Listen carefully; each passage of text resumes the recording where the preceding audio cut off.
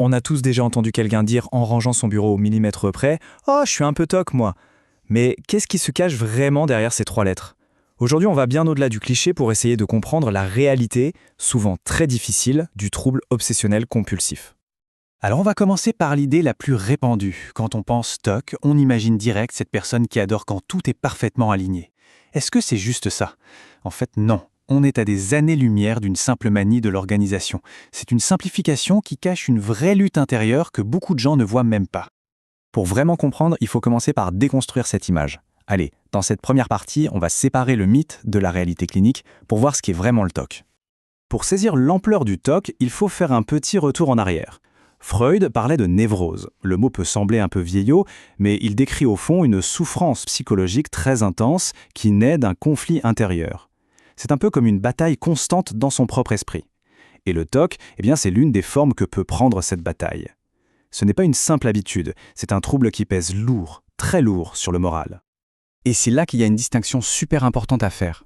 On peut adorer que ses livres soient rangés par couleur ou planifier ses journées à la minute près. Ça, c'est un trait de personnalité, disons, obsessionnel. Mais ce n'est pas le TOC. La vraie différence?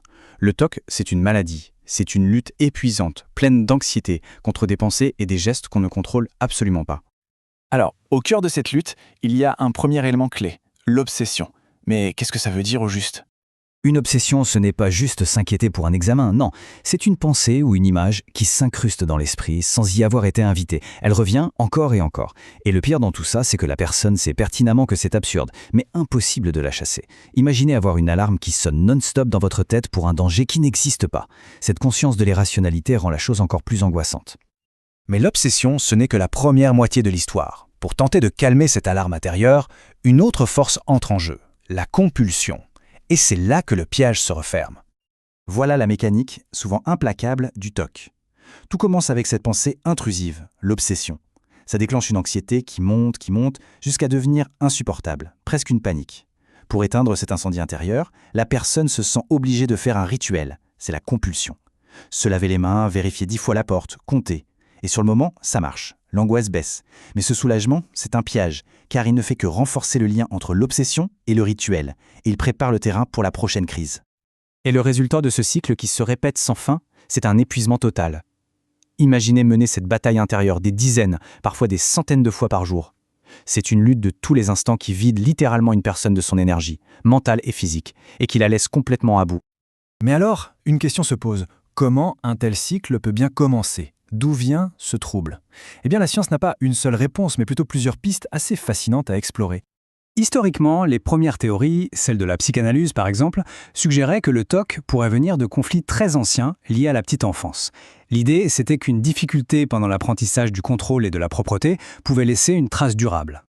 Une autre approche, plus moderne, c'est celle des thérapies cognitivo-comportementales. Ici, on pense que tout part d'une anxiété de fond. C'est un peu comme une fausse alarme dans le cerveau. La personne associe, par erreur, une situation neutre à un danger immense. Le rituel, c'est alors la tentative désespérée de désactiver cette fausse alarme, ce qui crée un véritable cercle vicieux. La biologie nous donne une autre pièce du puzzle. Les recherches actuelles s'intéressent beaucoup à la chimie du cerveau.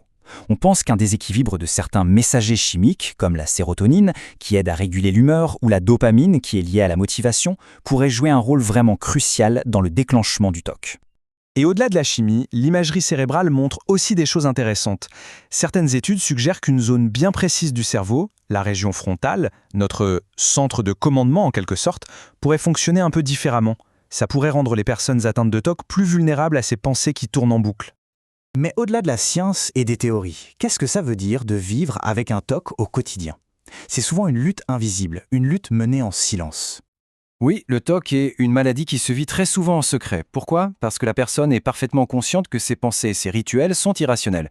Et du coup, la honte prend souvent le dessus. Cette honte, elle pousse à cacher sa souffrance, même à ses proches, ce qui mène à un sentiment d'isolement terrible. Et quand le trouble n'est pas pris en charge, les conséquences peuvent être graves. Ça peut devenir chronique. Le risque de dépression grimpe en flèche, sans parler de l'épuisement constant qui peut carrément détruire la vie sociale et professionnelle.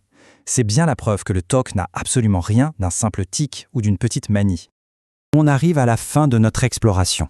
Le TOC, c'est un trouble complexe, une source de souffrance intense, bien loin du cliché de la personne qui aime juste la propreté. En comprenant mieux ces mécanismes, on peut, je l'espère, porter un regard plus juste et plus humain sur ceux qui luttent avec. Parce qu'après tout, et si comprendre était le tout premier pas vers l'empathie? C'est sur cette pensée que je vous laisse. Merci de m'avoir suivi.